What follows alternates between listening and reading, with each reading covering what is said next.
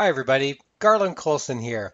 Today I'm going to do a review of some of the common stock photo websites. I'm going to compare a couple of free ones and then a couple of the paid professional ones I use.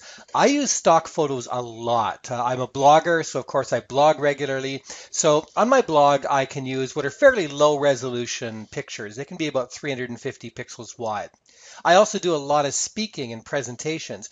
There, I need higher resolution photos, usually about a medium range, probably at least 1280 pixels wide. So the websites we're going to look at today is the free one called Morguefile, free one called Stock Exchange, paid one called Big Stock Photo, depositphotos.com, 123RF, and the one I've used for years, which is istockphoto.com. So let's have a look. So what I'm going to do is I'm currently writing a course on time management. So I'm just going to start typing in, some of these here and see what kind of results we get.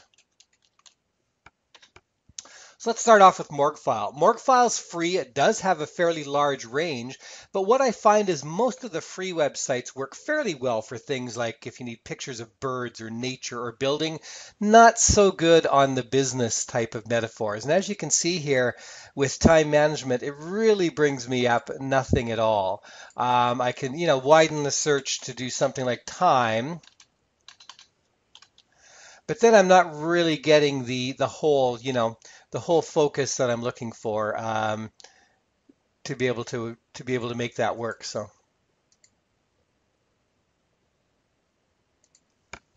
okay, let's click here, search for time. Now, the next one is Stock Exchange, another free one. Stock Exchange is also very good for a lot of the buildings and people and stuff like that. And again, the free ones just aren't as good for the business metaphor things. But I will try the time management one here. And you see, we do get a few. We get a wristwatch here. That's actually not a bad one. This one's certainly not a bad one for time management, the world time. So there's a couple of decent ones here that are certainly usable. So Stock Exchange and Morguefile I often look at first to see if I can find something there, but after that I usually end up going to the pro ones pretty quick. The great thing here is if I decide to choose any of these, I'll just open one up in a new tab here. And this one has no restrictions on it. Occasionally they'll say that you must attribute back to the person. And this is entirely free. You can get this one as big as you want. It could be up to 3008 by 850 pixels, which is more than big enough for anything I would use. So that would give me at least one option. If we go back to Morguefile here on time, you see on time it gives me a few more. So a little more in the broader. It's giving me some things here that I could use, but you pretty much need a broad search to work, and you're often not finding the things you want. But it did find 1,029 relating to time, so that gives me some benefit there. But Stock Exchange gave me specifically 6 relating to time management. Now let's try Big Stock Photo. And here you'll be able to see what a difference a professional website does. You can see it's got lots of different time management ones here with people and business, metaphors where they're putting things on clocks, like words and things like that. So you can see at a glance that this is giving you lots to choose from.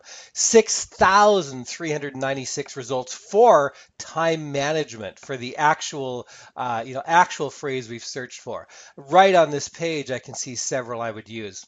Interestingly, I don't often pick up the ones with the words here, even though they're very lovely, because there's free tools out there like Wordle and some other ones that you can use to create those yourself by putting in words. So I find that rather than pay for those, I usually generate those myself. So Big Stock Photo has, certainly a great selection. Let's have a look at deposit photos.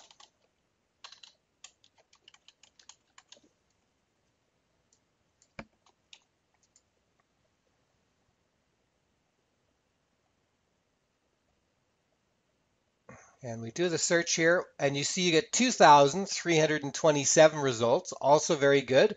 A lot of professional ones, similar ones where they're showing, words on a face clock, and you can go through and look at the additional pages. So again, a fairly good one. Let's look at 123rf.com.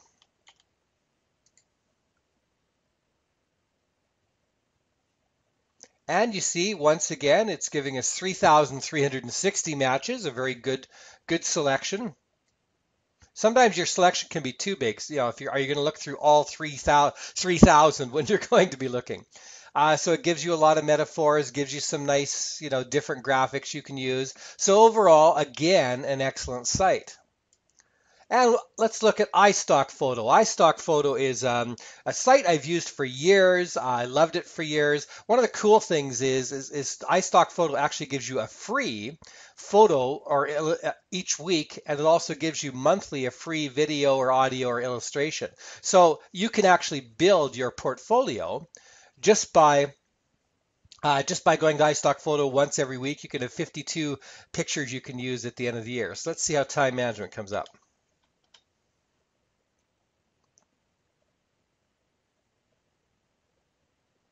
So iStock Photo has 89,039 results for time management. So it's got the best selection of anything else. But what about pricing? Now, pricing gets very confusing on these stock photo sites because most of them work on credits. So they might say that this size is this credit and this size is that one. So let's just open one of the iStock Photo ones here.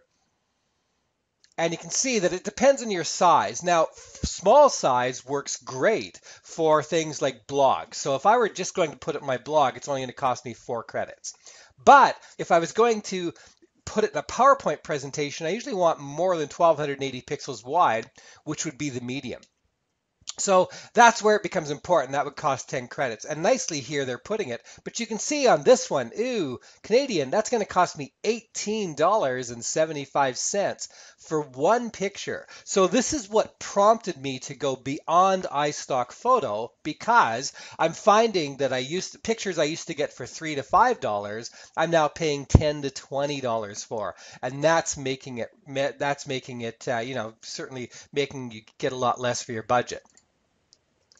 So I actually put together this little spreadsheet for you so you could have a look at it to be able to look. So what I did was I assumed that I'm going to work with a size of 1280 by 720 pixels.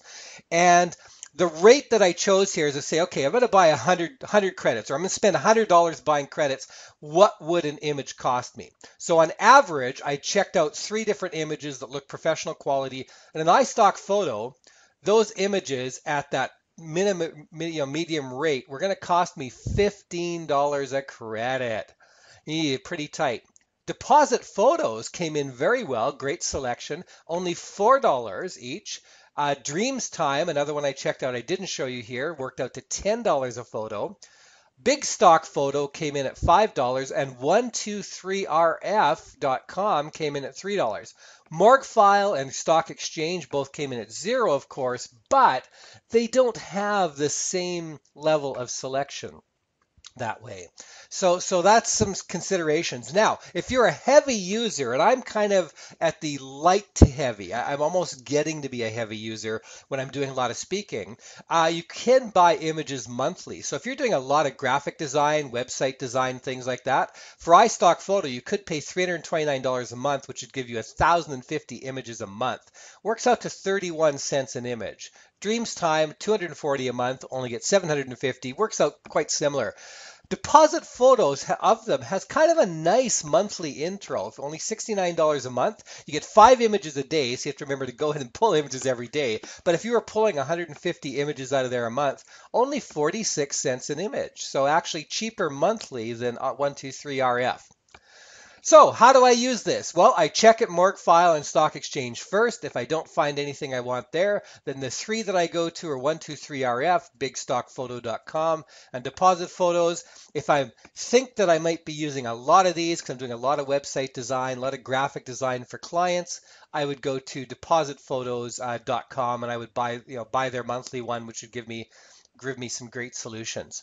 Now, I save these photos onto my hard drive, which is searchable, but you might want to also, I've set up an online photo gallery. I used a free service called Coppermine, which is totally restricted. Nobody else can get to it. But this way, I and my graphic and web designers can actually access, we can share the stock photos I've downloaded. Because what would happen is my graphic designer might go out and buy a new stock photo when I already had a perfectly good stock photo from it.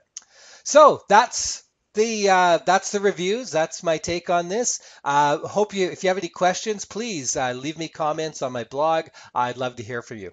Thanks for listening.